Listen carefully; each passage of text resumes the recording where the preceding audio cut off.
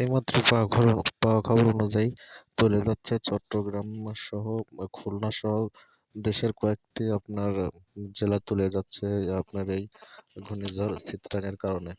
কারণ সকাল থেকে ভারী বৃষ্টিপাতের ফলে এই অঞ্চলগুলো কিন্তু তলিয়ে যাচ্ছে। তো আমরা দেখতে পাচ্ছি চিত্রাঙ্কিত যখন যখন আমরা আগের নিউজটা দিয়েছিলাম, তো নিউজে কিন্তু চিত্রাঙ্কিত অনেকটা দূরে ছিল। এখন কিন্তু প্রায় 178 কিলোমিটার দূরে চট্টগ্রাম এবং বরিশাল বন্দর থেকে কিন্তু 178 কিলোমিটার কিন্তু দূরে কিন্তু অবস্থান করতেছে।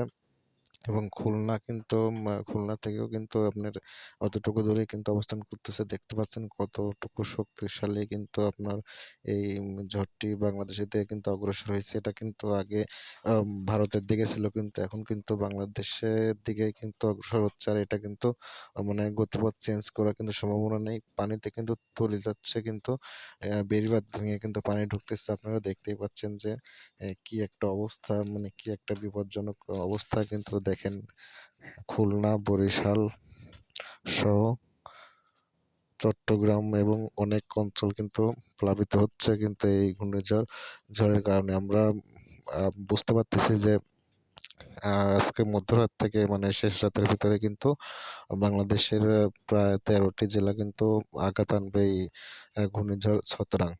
তো এইখানে আরো একটি কারণ আছে, তিনটা কারণ আছে যে যে ঘূর্ণিঝড়ের মানে গতিবেগ কিন্তু এখন পর্যন্ত কিন্তু আবহাওয়া অফিস বুঝতে পারেনি। আর আজকে কিন্তু অমাবস্যার কারণে কিন্তু মধ্যরাতে কিন্তু এমনিতেই কিন্তু সবকিছু মানে জল জলরাশি কিন্তু উৎপাত থাকে, তার কারণে কিন্তু আপনার এই ঘূর্ণিঝড় কিন্তু অনেক বিপর্যয় কিন্তু হতে পারে।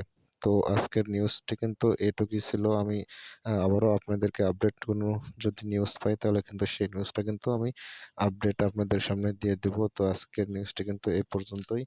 আর আপনারা অবশ্যই যদি আরো আপডেট নিউজ পেতে চান তাহলে এই ফেসবুক পেজটি ফলো করে রাখবেন। আর যারা ইউটিউব থেকে দেখছেন তারা অবশ্যই ইউটিউব চ্যানেলটি সাবস্ক্রাইব করে নোটিফিকেশন বেলটি বাজিয়ে রাখবেন, তাহলে আপডেট নিউজ সকল আপডেট নিউজ পেয়ে যাবেন।